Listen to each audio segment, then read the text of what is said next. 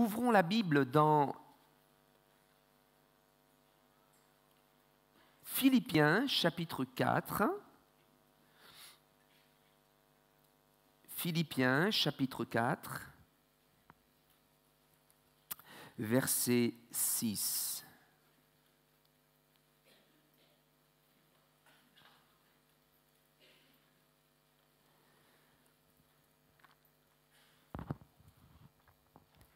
Ne vous inquiétez de rien, mais en toute chose faites connaître vos besoins à Dieu par des prières, des supplications, avec des actions de grâce.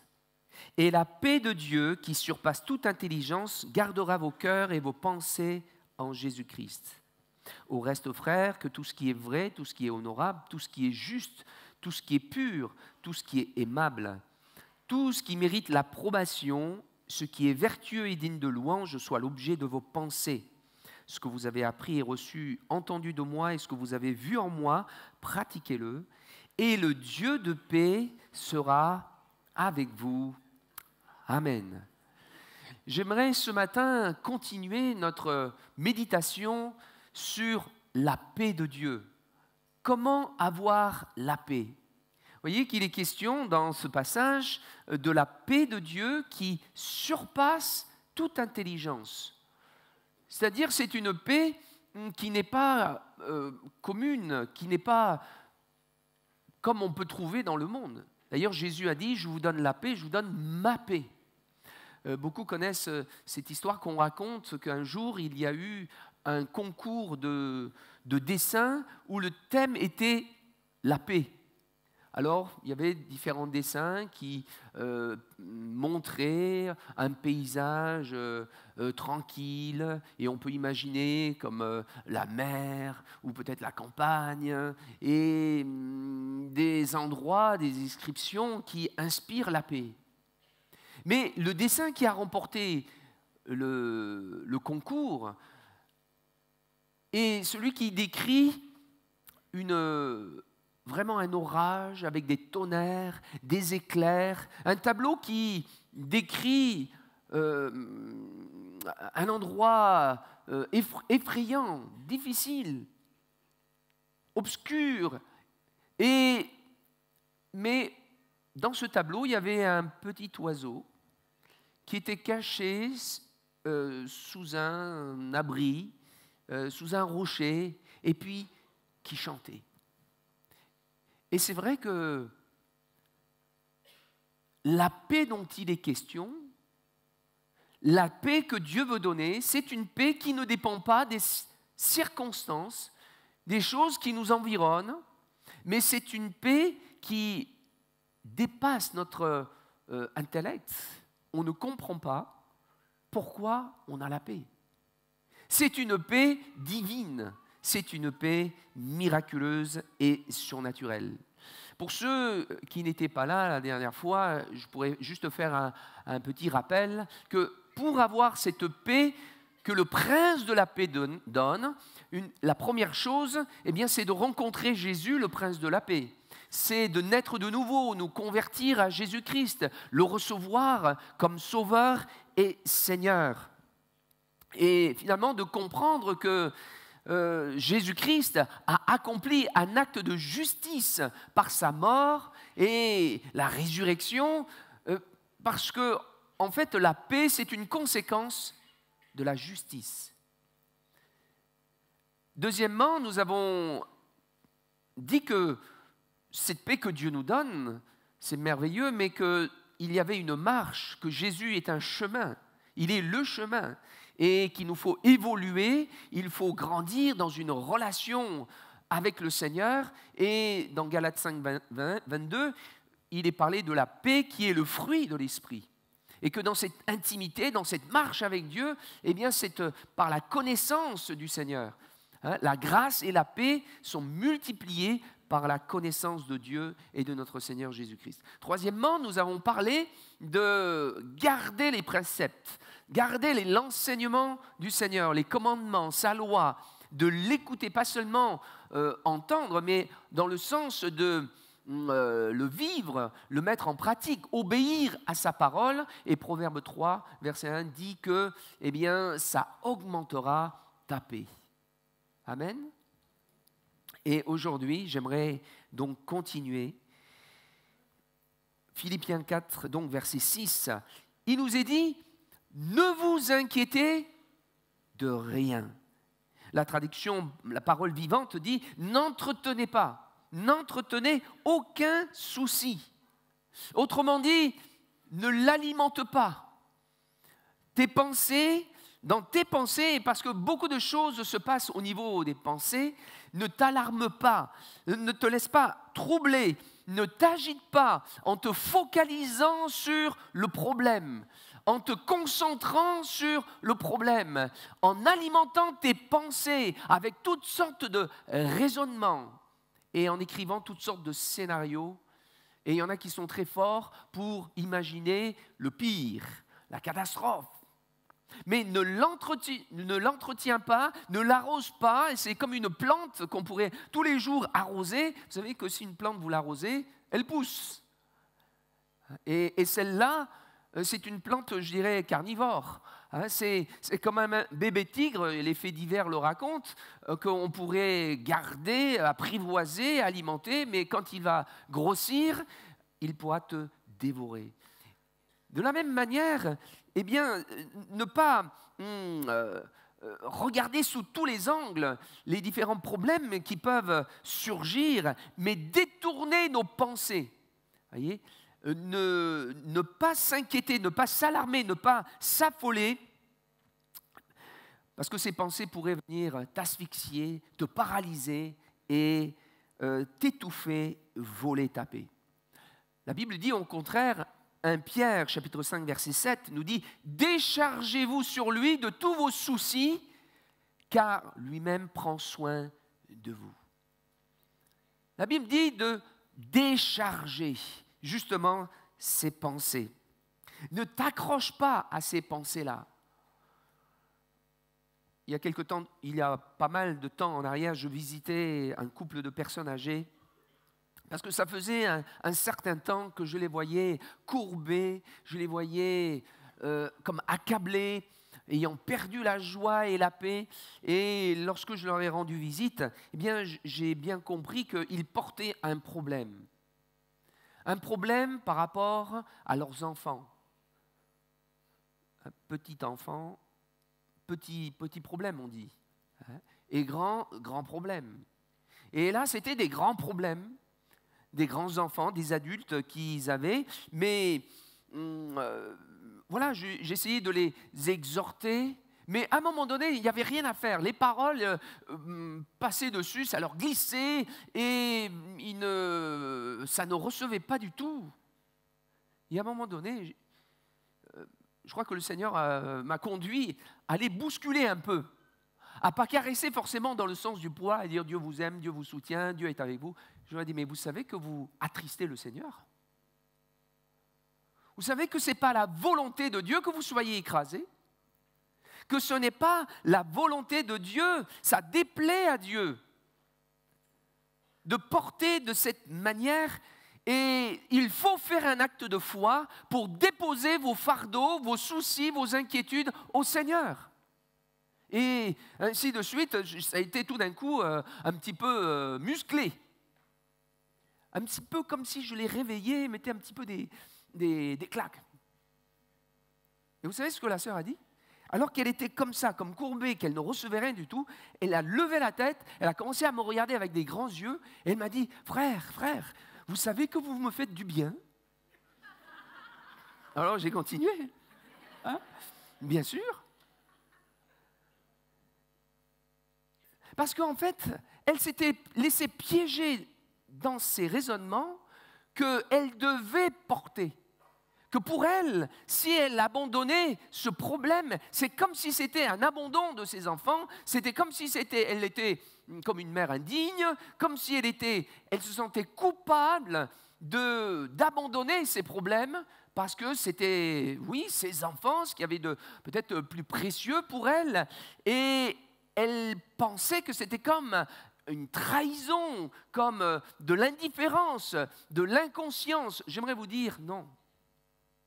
C'est un acte de foi que d'apporter Parce que la parole de Dieu nous dit de décharger sur lui de tous vos soucis. Vous êtes d'accord? Il faut lâcher prise. Il faut renoncer. C'est un acte de foi. Ce n'est pas de l'indifférence. Ce n'est pas de l'insouciance.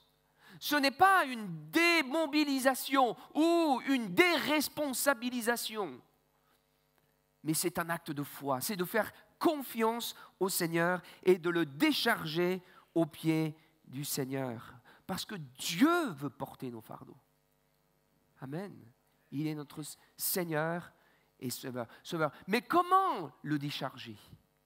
Comment le décharger? On veut bien le décharger, mais parfois on est là dans une situation comme un petit peu comme une fatalité, on subit. Comment ne pas s'inquiéter devant telle ou telle situation? Et c'est pourquoi la Bible dit, faites connaître vos besoins à Dieu par des prières. La prière. Comment décharger? C'est par la prière qu'on vient à Dieu.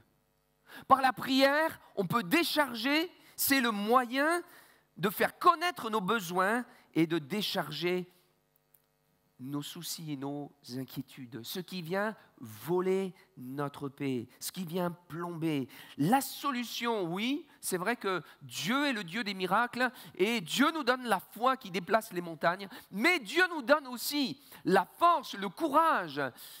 Il renouvelle nos forces, ce qui est nécessaire pour aussi gravir et surmonter les montagnes, surmonter les obstacles. Et je dirais, la plupart du temps, c'est ça. C'est une marche où Dieu nous soutient, nous assiste, nous accompagne et nous donne la force de surmonter les difficultés. Nous avons un Seigneur avec qui nous pouvons discuter, dialoguer et répandre nos cœurs. Il est réel, il entend nos prières, il est attentif à nos prières. C'est la raison pour laquelle il nous faut apprendre à prier. Il nous faut apprendre à étendre notre capacité à prier, à passer du temps dans la présence du Seigneur. Décharger sur lui de tous nos soucis. Vous êtes d'accord que quand il y a une grande catastrophe, un accident ou des choses traumatisantes, tout de suite, moi j'entends dans les infos, oui, il y a une cellule psychologique, hein, il faut libérer la parole, il ne faut pas garder. Nous sommes bénis d'avoir le docteur des docteurs, disponible 24 heures sur 24. Nous pouvons venir, on n'a pas besoin de rendez-vous. Oui, il se tient à la distance d'une prière. Nous pouvons venir dans sa présence, le prier, le chercher, invoquer son nom, répandre nos âmes et l'appeler avec supplication. Et le Seigneur est fidèle. La Bible dit, mais aussi avec action de grâce. Pourquoi ? Parce que nous croyons, c'est une attitude de foi. Nous croyons qu'il entend nos prières. Et la Bible dit, tout ce que vous demandez, croyez que vous l'avez reçu. Nous avons auprès de lui cette assurance que si nous demandons quelque chose selon sa volonté, il nous écoute. Et si nous savons qu'il nous écoute, alors nous savons que nous possédons déjà ce que nous lui avons demandé. Gloire à Dieu. Alors, parce que nous croyons qu'il nous écoute, parce que nous croyons qu'il est attentif, parce que nous croyons qu'il est au contrôle de toutes choses, je viens dans sa présence, oui, je prie, mais aussi je le loue, je l'adore, je le remercie, je lui rends grâce pour toutes choses à Dieu, sachant qu'il est celui qui contrôle et qui fait concourir toutes choses à mon bien. Amen. Mais décharger, peut-être qu'il y en a qui pensent, oui, j'ai essayé de décharger, mais ça colle à la peau. Oui, parce que vous pensez décharger en une fois. Non. Des fois, ça marche. Merci Seigneur. Quand on vient dans un culte et on est touché, la parole, et merci Seigneur, on décharge, on repart soulagé, béni, on est encouragé. Merci Seigneur. Mais ce n'est pas toujours le cas. Décharger dans la prière, oui, ça peut être en un jour, comme ça peut être en plusieurs jours, comme ça peut être en plusieurs semaines, en plusieurs mois. Et je vous parle aussi de mon expérience. Parce que, oui, fut un temps, à un moment donné, j'ai eu un grand fardeau. J'étais triste. Et je ne savais pas comment faire. J'avais beau me dire et me ressaisir et essayer d'être fort. Tout le monde fait ça. Hein? On se tait et puis on tient bon, on serre les dents et on avance. Mais tu as beau faire cela, il n'y a pas la paix. Qu'est-ce que j'ai fait? J'ai prié. Je suis allé dans sa présence. Un jour, 2 jours, des semaines, voire des mois. Mais un jour, et j'ai continué. Mais un jour, oui, le Seigneur s'est manifesté. Le Seigneur a... C'est quelque chose de personnel, peut-être qu'un jour je le raconterai. Mais le Seigneur a parlé à mon cœur. Dieu a parlé. Et quand Dieu parle, la mer qui s'agitait se calme. Amen. Qu'est-ce que je retiens de cela? Alors que j'ai essayé de décharger, alors que j'ai essayé de me confier, alors que je parlais à Dieu. 1 fois, ça n'a pas suffi. 2 fois, ça n'a pas suffi. 1 semaine, 1 mois n'a pas suffi. Des fois, pour venir au Seigneur, pour décharger à Dieu, il faut des mois. Je souhaite que ça ne soit pas aussi long pour vous. Mais ça prend du temps. Jésus a dit, venez à moi, vous tous qui êtes fatigués, chargés. Je vous donnerai du repos. Vous qui êtes fatigués, vous qui n'avez pas la paix, vous qui êtes agités, vous qui êtes dans la confusion et dans l'errance, Jésus dit, viens à moi. Et c'est vrai que ce soit pour les chrétiens et pour les inconvertis, peu importe, on vient à Jésus. Mais savez-vous, si on n'a pas le repos, si on ne l'a pas trouvé, c'est qu'à un moment donné, alors qu'on est en train de venir à Jésus, on s'est arrêté. Parce que Jésus a dit, si vous venez à moi, je vous donne mon repos. Si on n'a pas le repos, Jésus s'est trompé, il n'est pas fidèle, ou c'est moi, il y a un problème de mon côté? À votre avis? Il n'y a pas de problème de son côté. C'est qu'à un moment donné, je n'ai pas saisi quelque chose. C'est qu'à un moment donné, je ne suis pas venu jusque dans sa présence. C'est qu'à un moment donné, je n'ai pas pris sa paix. Parce qu'il y a la paix que Jésus donne. C'est vrai quand on se convertit à Jésus. Mais si vous vous rappelez Matthieu 11, 28, par là, Jésus dit, venez à moi vous tous qui êtes fatigués, chargés, je vous donnerai du repos. Mais Jésus dit aussi, prenez mon joug. Recevez mes instructions. Et vous trouverez le repos à vos âmes. Ça veut dire qu'il y a la paix, le repos que Dieu donne quand on vient à lui, mais il y a aussi la paix et le repos qu'on doit aller chercher nous-mêmes. En suivant sa parole, en cherchant sa présence. Et il nous faut aller dans sa présence. Il nous faut aller et il nous faut décharger ce qui plombe, ce qui pèse, ce qui nous accable et ce qui nous fait courber. Jésus est la vérité. Ça veut dire qu'il faut aller jusqu'à ce qu'on trouve, jusqu'à ce qu'on ait la victoire, jusqu'à ce qu'on se relève, jusqu'à ce que notre cœur soit apaisé. Et le psalmiste dira, oui, quand une foule de pensées s'agite au-dedans de moi, tes consolations réjouissent mon âme. Eh bien, il faut décharger, le chercher, le prier, peut-être tâtonner, mais en tout cas supplier et louer, l'adorer, jusqu'à ce que le contact ait lieu et que ces consolations viennent réjouir notre âme et nous apaiser. Amen. La Bible dit, oui, mais en toute chose, faites connaître vos besoins à Dieu par des prières, des supplications, avec des actions de grâce et... Donc il y a une liaison. Et la paix de Dieu, qui surpasse toute intelligence, gardera vos cœurs et vos pensées en Jésus-Christ. C'est une conséquence de ce que on a fait quelque chose, on a déchargé, on s'est pas alarmé, on a détourné nos pensées de tous ces faux raisonnements. Il y a des études qui ont été faites et qui disent que 60 ou 70% des choses pour lesquelles les gens stressent et s'agitent n'arrivent pas.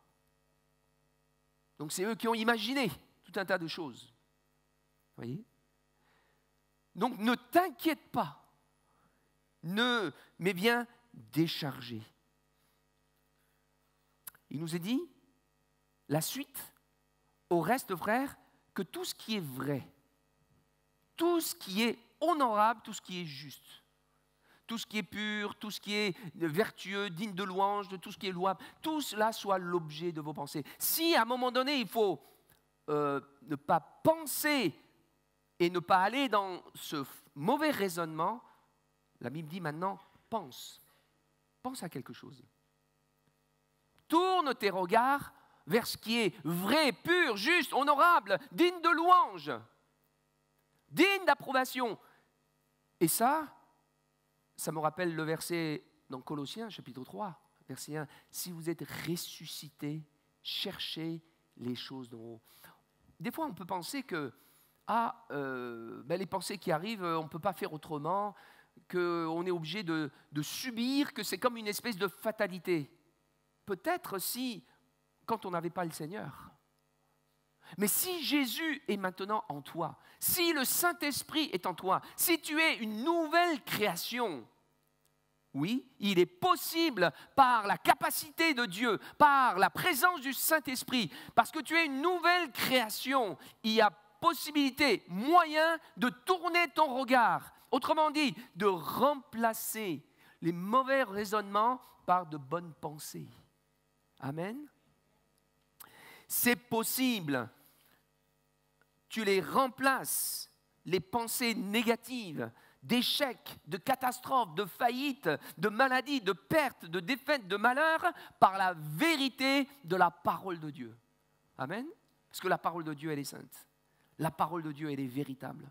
La parole de Dieu, oui, on veut, et il y a cette sagesse qu'on veut exalter et élever, la parole de Dieu. Remplacer nos pensées mauvaises et négatives par la pensée de Dieu. Et la pensée de Dieu, c'est la parole de Dieu. Mais il faut encore, comme l'exemple de cette sœur, savoir discerner si certaines pensées sont de Dieu ou pas. Parce que des fois, ça peut prendre l'apparence d'une bonne pensée, alors que c'est une mauvaise pensée, alors que c'est un mensonge de l'adversaire. Vous savez que le diable est menteur, et il est expert en la matière. Il est très fort. Vous avez connu des gens qui savent mentir? Ah, vous le croyez, ils sont tellement sincères que, oui, on leur fait tout de suite confiance, mais en fait, vous vous rendez compte qu'ils ont menti, mais avec aplomb et avec savoir-faire. Le diable est menteur. Et avec toutes sortes de mensonges, il vient mettre les gens dans une captivité, dans l'inquiétude. Comment discerner si ces pensées sont bonnes? C'est encore la parole de Dieu. La parole de Dieu, loin du Saint-Esprit, elle est cette lumière qui va nous éclairer. Examine tes pensées. Est-ce que ces pensées sont bonnes? Est-ce que ces pensées sont pures? Est-ce que ces pensées sont honorables? Quelqu'un disait, mais si les pensées qu'il y a au-dessus de chaque tête, on les projetait sur l'écran, aujourd'hui, il y en a qui disent non. Hein, tout de suite, ah oui, des pensées honteuses. Ne pense pas à pécher. Vous voyez, par exemple, Lot, il nous est dit qu'il tourmentait son âme à la vue de ce qu'il voyait à Sodome et Gomorrhe. Mais qui a décidé d'aller vivre là-bas? C'est lui. C'est lui-même qui tourmentait son âme. La Bible dit, l'homme bon fait du bien à son âme. Il n'a pas été bon dans ce coup-ci, vous ne trouvez pas? À la vue de ce qu'il voyait, le péché, la méchanceté, la colère, la rébellion, la révolte contre Dieu et toutes sortes d'impuretés qu'il y avait, il tourmentait son âme. Alors détourne tes pensées et de ce qui peut influencer tes pensées Fais attention à ce qui vient alimenter tes pensées, afin que tes pensées restent pures, qu'elles soient honorables, dignes de louange. Vous voyez, ça c'est quelque chose que sous l'Ancienne Alliance, on ne pouvait pas le faire. D'ailleurs, dans les commandements du Seigneur, Jésus dit, tu aimeras le Seigneur ton Dieu. Enfin, la loi de Moïse dira, si on le résume, tu aimeras le Seigneur ton Dieu de tout ton cœur, de toute ton âme et de toutes tes forces. Mais Jésus, en rappelant la loi de l'Ancien Testament, rajoute quelque chose. Tu aimeras le Seigneur de tout ton cœur, de toute ton âme, de toutes tes forces et de toute ta pensée. Comment est-ce possible? Parce que le Saint-Esprit est venu habiter en nous. Parce que le Saint-Esprit s'est uni à nous, c'est possible. Et les tendances de la chair, c'est la mort, vous êtes d'accord? Et les tendances de l'Esprit, c'est la vie et la paix. Alors, nous voulons suivre, nous avons le moyen de suivre la pensée de l'Esprit. Il faut savoir que, en réalité, l'inquiétude, la crainte, cette agitation, ce manque de repos dans notre âme, c'est un aspect de la vie dans la chair. Oh, être dans la chair, ce n'est pas simplement commettre l'adultère, le vol, le mensonge, des choses comme ça. Mais être dans l'agitation, être toujours inquiet, être toujours dans la crainte, être toujours dans la peur et ne pas vivre la paix que Jésus donne, alors que Jésus a dit, il est le prince de la paix et je vous donne ma paix, alors qu'il est venu en nous. C'est qu'il y a quelque chose que nous ne faisons pas, c'est quelque chose que nous ne pratiquons pas. Alors, examine ta pensée, pense bien, amen. Ne pense pas mal, ne soupçonne pas, ne pense pas à la défaite, ne pense pas au faux raisonnement, mais pense à ce qui est vrai. Pense à l'héritage, comme on l'a entendu ce matin. Pense à la victoire du Seigneur. Pense au Seigneur, à ses pensées, à ses bénédictions, à ses œuvres, à sa fidélité, à tout ce qu'il a accompli. Tourne tes pensées. Si tu penses vengeance, tu n'auras pas la paix. Si tu penses jalousie, rivalité, si tu penses « Ah, on ne m'aime pas, on me rejette, on ne me comprend pas », tu n'auras pas la paix. Ne te laisse pas avoir au niveau de tes pensées par toutes sortes de mensonges de l'ennemi, mais approche-toi de Dieu. Fixe ton regard vers le Seigneur de gloire et tu auras la paix. Et le Dieu de paix sera avec toi. Toujours dans cette pensée, regardons dans Matthieu chapitre 6, un passage qu'on connaît très bien, mais ça pourrait être un texte vraiment qu'on pourrait mettre en parallèle avec le passage qu'on vient de lire de Philippiens. Dans Matthieu chapitre 6, si on lit à partir du verset 31, on pourrait lire même à partir du 25, mais pour gagner du temps, verset 31, Jésus dit « Ne vous inquiétez donc point et ne dites pas que mangerons-nous, que boirons-nous, de quoi serons-nous vêtus, car toutes ces choses, ce sont les païens qui les recherchent. Votre Père céleste sait que vous en avez besoin. Cherchez premièrement le royaume et la justice de Dieu, et toutes ces choses vous seront données par-dessus. Ne vous inquiétez donc pas du lendemain, car le lendemain aura soin de lui-même. À chaque jour suffit sa peine. » Jésus met en relation les inquiétudes avec le royaume de Dieu. Quel rapport vraiment y a-t-il? Eh bien, Jésus dit, Romains chapitre 14, verset 17, le royaume de Dieu, ce n'est pas le manger et le boire, mais c'est la justice, la paix et la joie par le Saint-Esprit. Ce qui caractérise le royaume de Dieu, ce qui caractérise l'endroit, la sphère où l'autorité de Jésus, roi, s'exerce, c'est qu'il y a la justice, la joie et la paix. Le royaume, c'est ça. Un royaume, c'est l'endroit où l'influence, où l'autorité, la domination du roi s'exerce. Et dans le royaume de Dieu, dans le royaume de Jésus, Son règne, c'est cela, c'est la justice, la paix, la joie, l'amour, et on pourrait étendre même la lumière, tout ce qui caractérise Jésus-Christ. Ça, c'est son royaume. Ça veut dire que si on est dans l'inquiétude, et bien souvent ce sont les inquiétudes, il y a un lien avec ce sur quoi on met notre confiance. Ce sur quoi on s'appuie pour avoir la sécurité, pour assurer l'avenir. Voyez ? Et bien souvent, quand on s'inquiète, et Jésus le signale, il fait référence aux oiseaux du ciel, à la fleur des champs, qui ne travaillent, qui ne filent et qui pourtant sont vêtus, et les oiseaux qui ne travaillent et qui ne travaillent pas et qui sont pourtant nourris.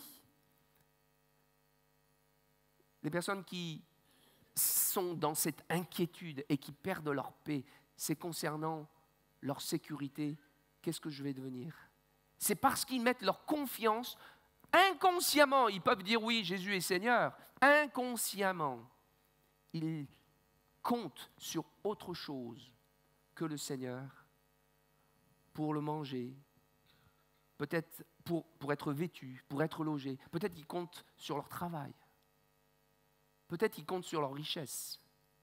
Peut-être qu'ils comptent sur leur capacité, leur savoir-faire, leur talent.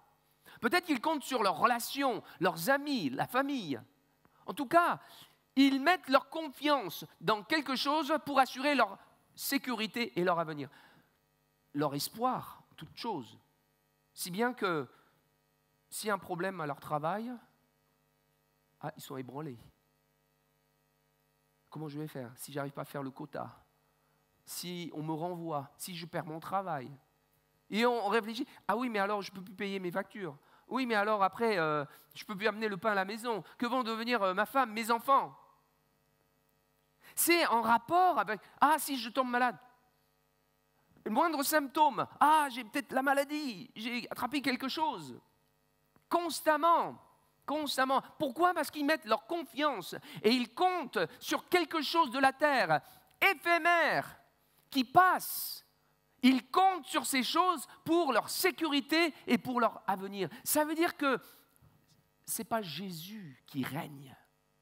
Ce n'est pas Jésus qui influence. Ce n'est pas Jésus qui domine sur leur cœur, leurs pensées, leurs sentiments. Et c'est la raison pour laquelle, les moindres choses, parce que toutes ces choses, c'est assez branlant, vous êtes d'accord ? Si on compte sur la richesse, on parle d'une crise économique qui va arriver, que j'entends, je ne sais pas si c'est vrai, mais que les banques vont peut-être faire banqueroute. Il y a quelqu'un qui me dit ça. Je ne suis pas spécialiste, je ne sais pas. Alors peut-être que tu es dans la crainte et tu surveilles ton compte en banque comme le lait sur le feu et il va y avoir une dévaluation. Tu es inquiet. Mais peut-être que c'est ça qui est ton roi. Tu as un problème au travail avec un collègue, avec le patron, tu es inquiet, on va me renvoyer, je ne vais pas assurer mon travail. Mais c'est le travail qui domine sur ton cœur. Et tu imagines toutes les conséquences. Il y a un petit trouble avec les êtres qu'on aime. Peut-être qu'on va me rejeter, on va m'abandonner, et on ne va pas prendre soin de moi, et on ne m'aime pas, etc. Dans quoi tu mets ta confiance ? Sur quoi tu t'appuies ? C'est quoi ta sécurité ? Est-ce que c'est Dieu ? Est-ce que véritablement le royaume de Dieu est là, dans ton cœur ? J'aimerais vous dire que toutes ces choses peuvent faillir, passer. Les choses de la terre passent. Mais il y est un rocher inébranlable. Il est un roi puissant qui règne, revêtu de majesté, qui règne d'âge en âge. Il est le rocher des siècles. Il est le même hier, aujourd'hui, éternellement. Il est tout-puissant. Il a autorité. Il est grand, il est fort et il nous aime. Le Seigneur Jésus. Amen. Il est notre roi. Et si on le laisse régner sur notre cœur, plus de place pour ces inquiétudes qui veulent détrôner le Seigneur. Vous voyez, dans Matthieu 6, 25, 34, Jésus dit de ne pas s'inquiéter de ce qu'on va manger, de quoi on va être vêtu, mais de chercher d'abord le royaume de Dieu. Approche-toi, cherche à connaître le Seigneur, ouvre ton cœur, permets à Dieu d'établir son règne dans ton cœur. Et de son royaume, il va chasser tous les ennemis, les inquiétudes, les soucis, toutes sortes de pensées qui sont là. Et voyez, juste dans le même chapitre, Matthieu 6, Jésus enseigne les disciples à prier. Nous connaissons tous cette prière, notre Père qui es aux cieux, que ton nom soit sanctifié, que ton règne vienne, etc. C'est une prière, c'est un canevas de prière, c'est un parcours de prière, c'est un plan de prière pour une prière journalière, quotidienne. Vous êtes d'accord? Parce que Jésus dit que ton nom soit sanctifié, donne-nous aujourd'hui notre pain quotidien. Est-ce que nous sommes conscients que nous dépendons vraiment du Seigneur tous les jours? C'est pour que nous prenions conscience, et c'est la volonté de Dieu que nous dépendions vraiment du Seigneur. Mais dans cette prière quotidienne, où le Seigneur nous donne des pistes pour justement entretenir notre relation avec Dieu, ça commence par notre Père qui est aux cieux, que ton nom soit sanctifié, c'est la louange, reconnaître qui est Dieu, notre Père, que ton règne vienne. Et on a besoin chaque jour de prendre conscience, parce qu'il y a tant de choses qui veulent venir détrôner Dieu, tant de choses qui veulent prendre la place dans nos cœurs, dans nos pensées, dans les préoccupations, que nous avons besoin de nous recentrer, de venir vers Dieu et dire, Seigneur, sois le maître de ma vie, sois le Seigneur, que ton règne vienne et que ta volonté soit faite sur la terre comme au ciel. Et avant toute chose, en tout cas personnellement, je le prie, Seigneur, dans ma vie, là où je suis, que ton règne vienne, établis ton règne, établis ta seigneurie. Amen. Et c'est ainsi que la paix de Dieu pourra être établie, retrouvée, qu'il soit le Seigneur de notre vie, qu'il règne sur nos pensées, nos paroles, nos sentiments, bien sûr nos actes. Les actes ne sont que les conséquences de tout ce que nous pensons, de tout ce que nous préparons dans notre cœur. Mais que le Seigneur puisse régner sur nous. Amen. Et la paix, et le Dieu de paix. Bien sûr, il faut le mettre en pratique. Et le baptême, comme Jean-Marc qui a été baptisé, c'est un engagement d'une bonne conscience. Je m'engage à garder cette conscience purifiée. Je m'aligne à sa parole. Non seulement dans les actes, mais jusque dans mes pensées. Amen. Et la Bible dit, et le Dieu de paix sera avec vous. Amen. La paix surnaturelle est à notre portée. Que Dieu soit béni. Amen. Alléluia. Est-ce que tu veux que le Seigneur soit le maître de ta vie, jusque dans tes pensées? Oh, il est bien évident que si on n'est pas né de nouveau, on ne peut rien faire. On ne peut pas vivre ces choses-là. Il y a besoin de venir au Seigneur et de dire, Seigneur, sois le maître de ma vie. Je veux lâcher prise, je veux décharger. Et peut-être que si ce matin, tu ne sens pas de tout décharger, mais commence à décharger ce matin. Commence à venir à Dieu et décharger par la foi, dans une attitude de foi, et dire, Seigneur, j'ai besoin de toi, je veux vivre ta paix. Tu es le prince de la paix. Du reste, c'est le premier chant qu'on a chanté, et ça m'a encouragé. Merci Seigneur, il est avec nous. Et quand la mer est agitée, quand le psalmiste pouvait dire, Dieu est pour nous un refuge, un secours qui ne manque jamais dans la détresse. Quand la terre est bouleversée, et quand les montagnes chancellent au cœur des mers, et que les flots de la mer s'écument, mugissent, se soulèvent jusqu'à faire trembler les montagnes, Dieu est pour moi un refuge, un secours qui ne manque jamais dans la détresse. Et que le Seigneur Jésus devienne ce refuge pour vous et que vous puissiez expérimenter, que vous puissiez trouver la paix, que vous puissiez vivre la paix de Dieu. Amen. Alléluia. Oh, prions le Seigneur. Prions le Seigneur. Nous sommes dans sa présence. Jésus est au milieu de nous. Celui qui apaise, celui qui calme la tempête, celui qui prend nos fardeaux, celui qui nous délivre, celui, oh oui, qui a pris le châtiment qui nous donne la paix. Oh, il est là au milieu de nous. Alléluia. Et si autrefois nous étions ennemis de Dieu par nos pensées et par nos œuvres mauvaises, il nous a réconciliés aujourd'hui. Et dans cette relation avec Dieu que nous développons avec lui, oui, alors que nous voulons lui obéir, oh, Jésus impose la paix. Et nous imposons la paix à notre âme. Il nous en donne la capacité. La foi, l'Esprit de Dieu en nous nous en donne la capacité pour imposer à notre âme la paix de Dieu. Oh, parce qu'on veut recevoir et parce qu'on veut suivre Jésus comme notre Sauveur, Seigneur, Maître et Roi. Amen. Alléluia.